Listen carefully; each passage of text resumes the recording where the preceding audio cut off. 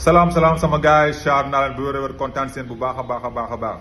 yéen a ngi abonné si YouTube bi ak si TikTok bi pour suivre seen émission English TV show vraiment kontaan naa seen bu baax continue leen di abonné di partager di like. fan yii passé dafa am ñu ma woo téléphone ni dañoo bëgg léegi may def ay vidéo yu ndaw maximum 5 minutes minimum 3 minutes di leen expliquer en wolof jàng anglais si wolof man leen lu mën a nekk la parce que Sénégal soo xoolee la majeure partie français la ñuy wax ñu si ëpp dégg ñu anglais à 100% donc jàngale anglais si wolof day war day nekk obligation si man ma def ko ndax promotion anglais la ñuy def actuellement nii fii Sénégal. donc voilà yow mi nga xam yaa ngi may seetaan te abonné go daaw da ngay abonné gaaw ba pare ma expliquer nan lay demee ok abonné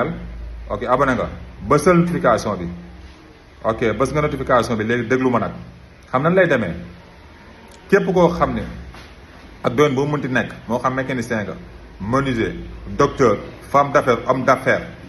coiffeur marchand ambulant loo mënti doon liggéey boo mënti liggéey xam ne jàng anglais war na la kon xam ne chaîne YouTube bii nii ak TikTok bi moom mooy sa chaîne mooy sa école fa nga mën a jàngi anglais pour dégg ndax ñu ngi koy waxee si wolof. léegi bu dee médecin bi par exemple yow sa domaine mooy médecine donc lépp loo bëgg a xam si wàllu médecine